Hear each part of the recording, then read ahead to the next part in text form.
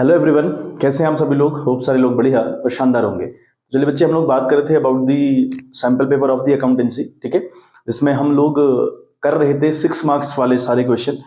जिसमें एक क्वेश्चन हम कर चुके हैं। 23 से 6 मार्क के क्वेश्चन स्टार्ट हैं। तो 23 में बच्चे दो क्वेश्चन थे। एक तो इशू ऑफ शेयर के रिगार्डिंग था और उसी के रिगार्डिंग एक ऑप्शनल क्वेश्चन आया था। मतलब आपके पास 23rd वाले क्वेश्चन में चॉइस थी कि या तो आप शेयर वाला क्वेश्चन करो और जो क्वेश्चन मैं आपको आज फ्रेश करूंगा या उसको करो, ठीक है। तो हमने कल इशू ऑफ शेयर वाला क्वेश्चन बच्चे अच्छे से कर लिया। आज जो उसका ऑप्शनल क्वेश्चन है उसके ऊपर हम लोग बात करने वाले हैं बच्चे। चलिए आज का सेशन हम लोग चालू करें।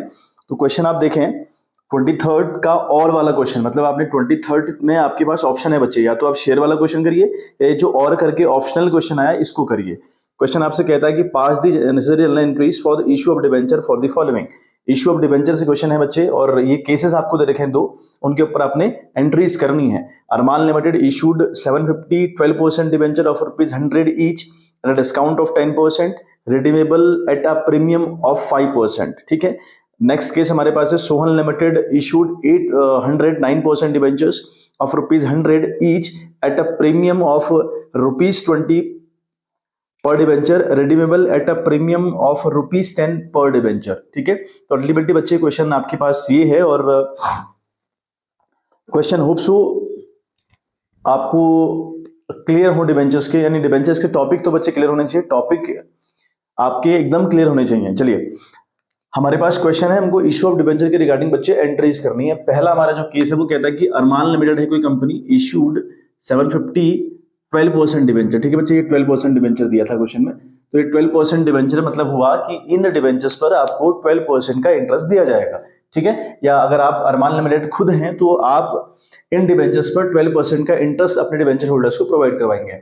नाउ ये डिबेंचर होगा ₹100 का, एक है ना, एक होगा ₹100 का ईच, राइट।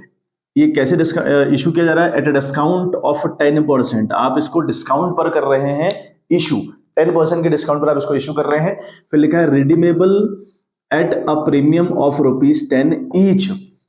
तो बच्चे हम डिबेंचर इशू कर सकते हैं पार पे, प्रीमियम पे और डिस्काउंट पे, यू नो वेरी वेल, ठीक है। हम चाहे पार पे करें, चाहे प्रीमियम पे करें, चाहे डिस्काउंट पे करें। तो यहां पर हमारा जो शेयर इशू हुआ है, सॉरी डिबेंचर जो इशू हुआ है वो हुआ है बच्चे डिस्काउंट पर, ठीक है। तो जब भी अपने डिबेंचर को हम डिस्काउंट पर इशू करते हैं ना बच्चे, तो हमको लॉस होता है, हमको लॉस होता है। और लॉस अगर होगी तो लॉस को हमेशा आप डेबिट दिखाओगे, यानी लॉसेस आपको पता है भाई डेबिट जाती हैं, खर्चे हमेशा डेबिट जाते हैं। तो यहाँ पर आपको लॉस की एंट्री भी शो करनी होती है, इतनी सी बात है। रही बात रिडीम करने की, रिडीम का मतलब होता है रीपे करना, यानी आपने जो डिबेंचर्स लिए हैं, जो सामने वाले से डिबेंचर के बदले आपने लोन लिया है, उधार लिया है, उसको चुकाने की बारी आती है बच्चे। कहीं कभी ना कभी वो मिच्योर तो होगा ही होगा, कभी ना कभी उसको आपको चुकाना ही पड़ेगा। तो उसे रिडीम करना कहते हैं, रीपे करना कहते हैं, ठीक है। तो रिडीम अगर आप करेंगे प्रीमियम पर तो फिर बच्चे आपको लॉस होगा, फिर से आपको लॉस होगा अगर आप रिडीम करेंगे प्रीमियम पर, ठीक है। तो रिडीम भी हम पार पर कर सकते हैं, प्रीमियम पर कर सकते हैं, डिस्काउंट पर कर सकते हैं, लेकिन पार और डिस्काउंट पे करने से हमको नुकसान नहीं होता। लेकिन हम जब अपने डिबेंचर्स रिडीम करते हैं प्रीमियम पर तो हमको कंफर्म तौर पे लॉस होता है। दो कंडीशन बच्चे आपके लॉस वाली हैं। एक है अगर आप डिबेंचर इशू करते हैं डिस्काउंट पर तो आपको लॉस होगा, अगर आप डिबेंचर इशू करेंगे, सॉरी डिबेंचर अगर रिडीम करेंगे प्रीमियम पर तो आपको लॉस होगा। तो ये दो केसेस बच्चे आपके लॉसेस वाले केसेस है, ठीक है। चलिए हाल फिलहाल अरमान लिमिटेड ने 750 डिबेंचर इशू किए।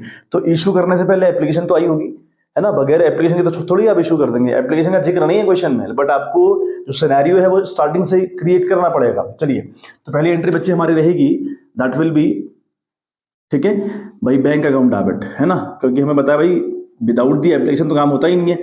तो बैंक अकाउंट हम करेंगे बच्चे डेबिट, ठीक है। टू टू डिबेंचर, है ना, to debenture application and allotment, ठीक है बच्चे।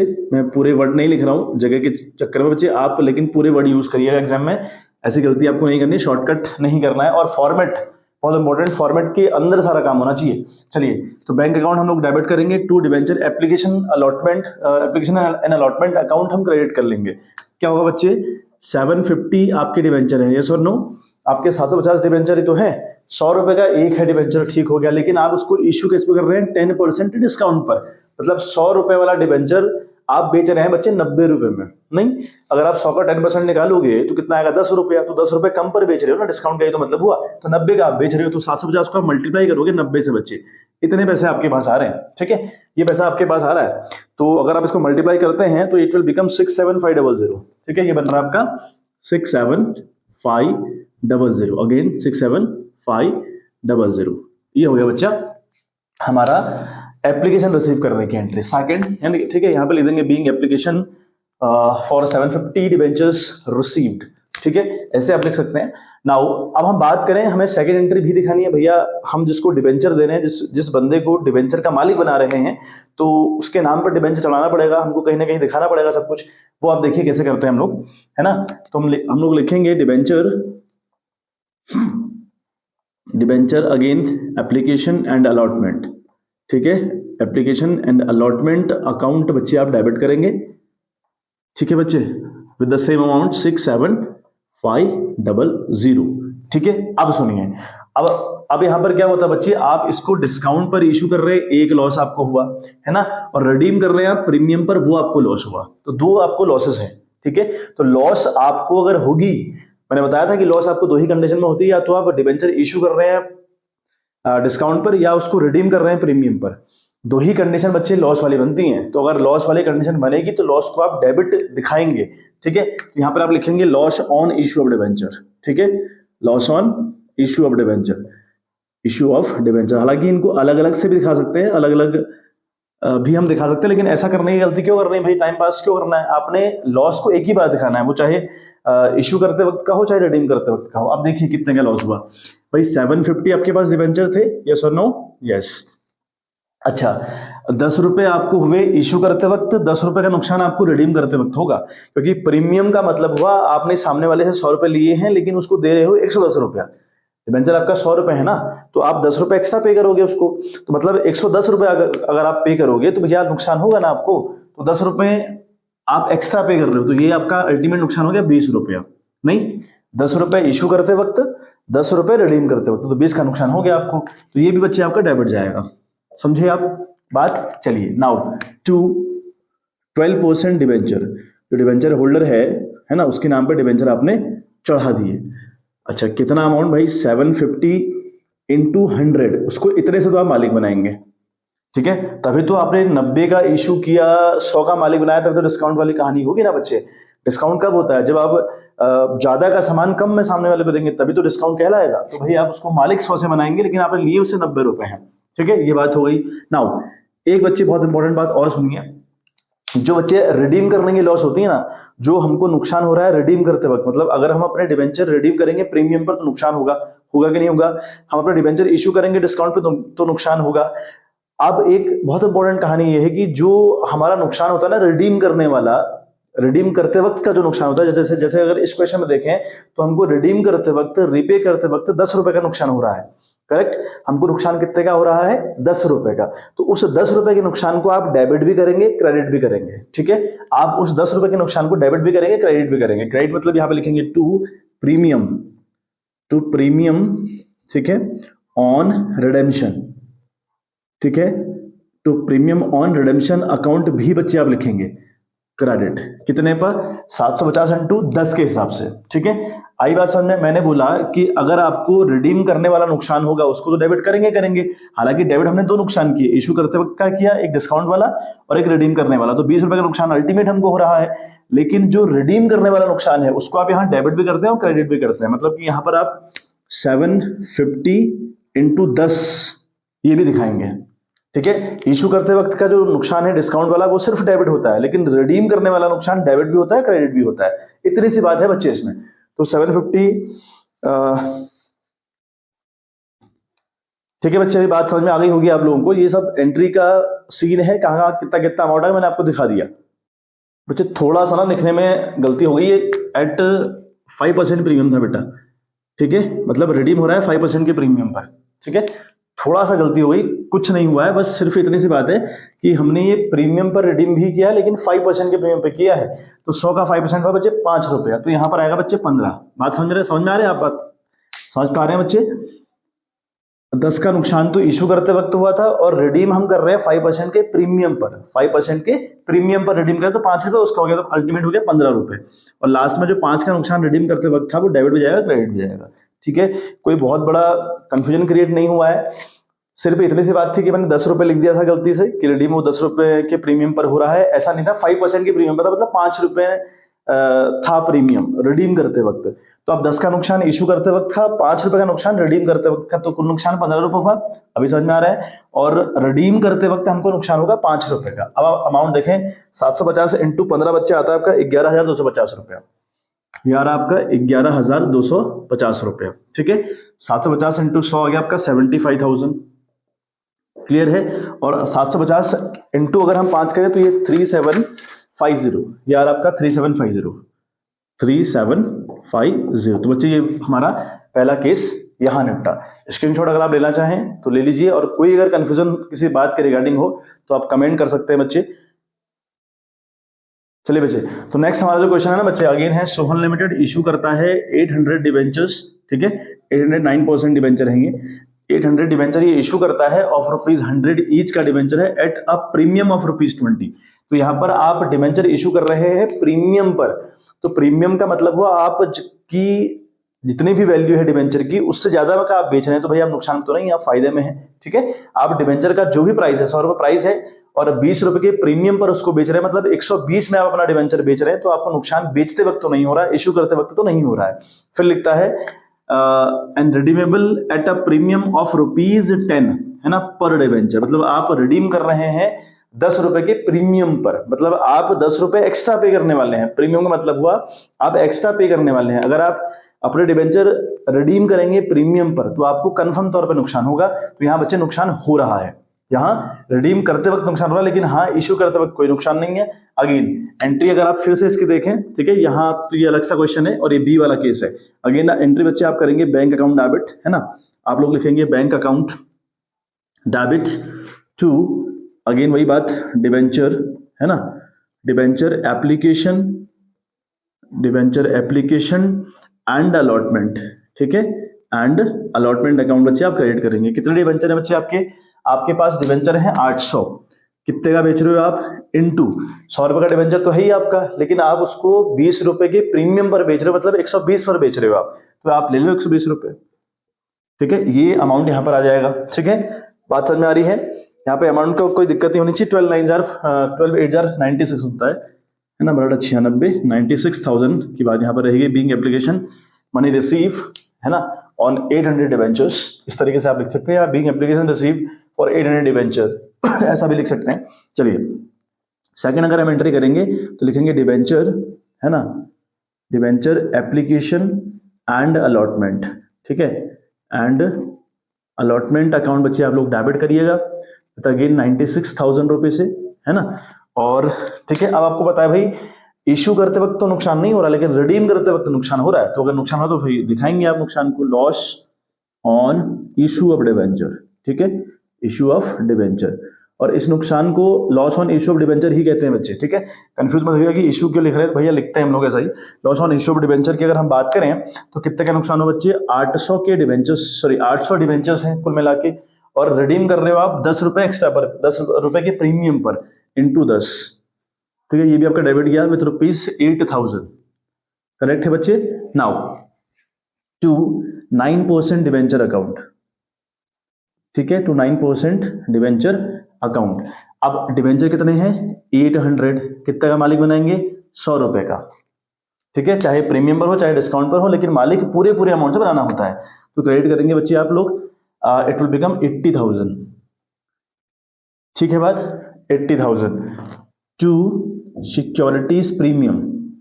अब ये कहां से आया समझ में आ रहा होगा, सिक्योरिटीज प्रीमियम। बच्चे आपने डिवेंचर इशू किए हैं 20 रुपए के प्रीमियम पर, ठीक है, तो 800 इंटू 20, ये आ गया बच्चे क्रेडिट साइड 16,000 रुपये। ठीक है, आ रही बात समझ में। और एक बात, टू प्रीमियम ऑन रिडेम्पशन, मैंने आपको बताया ना कि रिडीम करने वाला जो नुकसान है उसको आप डेबिट भी करेंगे क्रेडिट भी करेंगे। कितने का नुकसान हुआ था आपको, 800 इंटू 10, 800 शेयर पर, सॉरी 800 डिबेंचर पर 10 रुपए का नुकसान हुआ था, तो 8,000 आप यहाँ भी दिखाएंगे। इस तरीके से बच्चे एंट्री होगी, है ना। ऊपर वाला मैंने काफी एक्सप्लेन किया, अभी नीचे वाला आपको इजीली समझ में आ गया होगा। और यहाँ पे नरेशन लिखेंगे आप, being debentures issued at discount redeemable at premium, ठीक है। सेकंड जो हमने किया उसमें आपका बच्चा ये नरेशन आएगा। एक बार फटाक से स्क्रीनशॉट ले लीजिए। हम फिर नेक्स्ट क्वेश्चन जो इसी का 23वें का बी वाला पार्ट है उसके ऊपर बात करेंगे बच्चे, ठीक है। तो 23वें का जो और या ऑप्शनल क्वेश्चन है उसमें दो पार्ट आए थे, दो क्वेश्चन डिबेंचर के रिगार्डिंग है और एक क्वेश्चन बच्चे आपका अगेन डिबेंचर के ही रिगार्डिंग है, बट वो है थोड़ा सा कोलेटरल सिक्योरिटी के ऊपर, ठीक है बच्चे। फटाफट से स्क्रीनशॉट ले लीजिए आप। तो बच्चे नेक्स्ट वाला क्वेश्चन देखें आप, लिखा है कि x limited obtain a loan of rupees 4 lakh from IDBI Bank. The company issued 5,009% debenture of rupees 100 each as a collateral security for the same. Show how these items will be presented in the balance sheet of the company. बच्चे बहुत easy question है, मतलब बहुत ज्यादा easy question, कुछ करना ही नहीं है इसमें। देखो क्या हुआ ना, पहले हम क्वेश्चन का सीन समझ लें। क्वेश्चन कहता है कि भाई एक एक्स लिमिटेड कंपनी है जो लोन लेती है फ्रॉम 4 लाख रुपए का फ्रॉम दी IDBI बैंक। इसने सामने वाले बैंक से 4 लाख रुपए का लोन लिया हुआ है, ठीक है। अब बैंक से लोन लेना क्या होता है बच्चे, लाइबिलिटी या एसेट्स? लाइबिलिटी। कैसी लाइबिलिटी? करंट की नॉन करंट? नॉन करंट, ठीक है। अब लोन लेना मतलब आपने पैसा लिया है। अगर आप सामने वाले से पैसा लेते हैं या तो वो शॉर्ट टर्म बोरोइंग कहलाता है या लॉन्ग टर्म बोरोइंग कहलाता है, हाँ या ना। या तो वो शॉर्ट टर्म बोरोइंग कहलाता है या फिर वो लॉन्ग टर्म बोरोइंग कहलाता है। अब यहां बात करें, एक तो ये नॉन करंट लाइबिलिटीज है। नॉन करंट लाइबिलिटीज में भी क्या है, ये लॉन्ग टर्म बोरोइंग, क्योंकि आपने 4 लाख रुपए लॉन्ग टर्म के लिए उधार ले रखा हुआ, तो ये लॉन्ग टर्म बोरोइंग है, आपने 4 लाख रुपए उधार लिया हुआ है, ठीक है। फिर क्या करा आपने इशू किए 5,009% debenture of rupees 100 each as a collateral security. मतलब आपने अपने कंपनी के डिवेंचर गिरवी रख दिए। इतनी सी बात है बच्चे, कुछ नहीं है। कोलेटरल सिक्योरिटी का मतलब इतना सा होता है कि आपने जो लोन लिया हुआ है उस लोन लेने के बदले कोलेटरल सिक्योरिटी के तौर पर डिवेंचर उनको रख दिए। अगर आप डिफॉल्ट करोगे ना, सपोजिंग अगर आप कंपनी का लोन नहीं पे करोगे तो कंपनी बहुत बिंदास तरीके से जो 5,000 डिवेंचर्स हैं 100 रुपए के, वो मार्केट में बेच देगी। वो मार्केट में आराम से बेच सकती है, ठीक है। और फिर आपको 9% का इंटरेस्ट हर साल देना पड़ेगा to the that particular bank, ठीक है। मतलब अल्टीमेटली अगर आप झोल करते हो, आप अगर उसका 4 लाख नहीं पे करते तो वो अपने डिवेंचर आपके जो बेच दिए हैं आपने कोलेटरल सिक्योरिटी, उनको बेचकर पैसा कमा ले। जैसे हम गिरवी रखते हैं ना कोई चीज बैंक से, जब उधार लेते हैं लोन लेते हैं, अक्सर ऐसा होता है कि हमें कुछ ना कुछ गिरवी रखना पड़ता है, ठीक है। हालांकि आज बहुत सारी फैसिलिटीज आ गई हैं, चीजें उस तरीके से नहीं होती जिस तरीके से पहले हुआ करती थी, बट फिर भी बच्चे कहीं ना कहीं आपको एज अ सिक्योरिटी कुछ तो देना ही पड़ता है बैंक को, तो वही कोलेटरल सिक्योरिटी के तौर पे आपने दिया है। तो ये सारी बात हमको रिप्रेजेंट करनी है बैंक में। चलिए पहले तो हमको बताइए भाई, लोन हमारी जो 4 लाख लिया ये लाइबिलिटी है, तो कहां शो होगा? Liability side. फॉर्मेट क्या है बैलेंस शीट का? Balance sheet of the x limited, particulars note number rupees, equity and liabilities. इस वाले हेड में आएगा कि नहीं आएगा? भाई लाइबिलिटी तो है हमारी, तो इक्विटी एंड लाइबिलिटीज, उसमें भी कौन सी लाइबिलिटी है? Non current liability. It will be the main head, ठीक है। मेन हेड सब पढ़ रखे होंगे। नॉन करंट लाइबिलिटीज है ये, ठीक है। उसमें भी क्या? Long term borrowing. Long term borrowing के आगे नोट नंबर 1 लिखोगे, क्योंकि लॉन्ग टर्म बोरोइंग क्या है ये आपको नोट्स टू अकाउंट बताएगा। आप हर बात यहां नहीं लिखोगे। यहां अगर आपने बोरो किया फॉर द लॉन्ग टर्म तो लॉन्ग टर्म बोरोइंग लिखोगे, शॉर्ट टर्म है तो शॉर्ट टर्म बोरोइंग लिखोगे। यहां पे लिखा लॉन्ग टर्म बोरोइंग, उसके आगे 1 लिखा। अब आप दिखाओगे नीचे 4 लाख का लॉन्ग टर्म बोरोइंग हमारा है, नीचे नोट्स टू अकाउंट में दिखाओ इसको। तो हमने क्या कहा, लॉन्ग टर्म बोरोइंग का मतलब क्या है? लोन फ्रॉम IDBI बैंक है बच्चे, लोन फ्रॉम IDBI बैंक है, ठीक है। तो ये आपने लिखा। और ये जो लोन फ्रॉम बैंक है सिक्योर्ड है किससे? Secured by 5,009% debenture of rupees 100 each as collateral security. यहाँ पे 4 लाख, सिंपल सा मुद्दा, बस इतना सा आपको दिखाना होता है, कुछ नहीं करना था। वो 4 लाख आपको रिप्रेजेंट करना था बैंक में, उसका नोट्स टू अकाउंट दिखाना था। यहाँ पर एक ब्रैकेट में लिखना होता है आपको कि भैया secure by 5,009% debenture of rupees 100 each as collateral security. इतनी सी बात है बच्चे, ठीक है। फटाक से स्क्रीनशॉट ले लीजिए। हमारे क्वेश्चन फिनिश होता है बच्चे, और फिर हम नेक्स्ट क्वेश्चन के ऊपर कल बात करेंगे, है ना। तो थोड़ा सा स्लो में चल रहा हूं क्योंकि ज्यादा बेहतरीन रहेगा आप स्लो स्लो प्रोसेस सीखते रहें। तो एक ही बार में सारा बता दिया जाए उसका कोई मतलब नहीं है ना। आप CBSE का ये वाला जो सैम्पल पेपर है उससे बच्चे प्रीवियस ईयर का सैम्पल पेपर और उससे भी प्रीवियस ईयर, मतलब आपने 22, 23, 24 जो अभी आ रखा है, 24 हो गया, इससे पहले 23 हो गया, उससे पहले 22 हो गया, ये 3 आपको कंफर्म तौर पे करने हैं, ठीक है, क्योंकि रिपीटेशन बहुत ज्यादा एग्जाम में इन क्वेश्चंस इन सैंपल पेपर से होगा, मैं आपको गारंटी दे रहा हूँ इस बात की। तो आप ये बात बिल्कुल ध्यान रखें कि आपको सैंपल पेपर जो सीबीएसई ने दिए होते हैं उनको करना बड़ा इंपॉर्टेंट होता है, ठीक है। बाकी आप जो भी बुक फॉलो करें, ओसवाल, एडुकार्ड या फिर ईएडी, वट एवर जो भी आप फॉलो कर रहे हैं उसे आप करते रहिए, कोई इशू नहीं है उस बात से। लेकिन आपको सीबीएसई वाले सैंपल पेपर कंफर्म तौर पे करने हैं तीनों, ठीक है। चलिए मिलते हैं आपसे इन द नेक्स्ट वीडियो, तो bye bye, have a good day.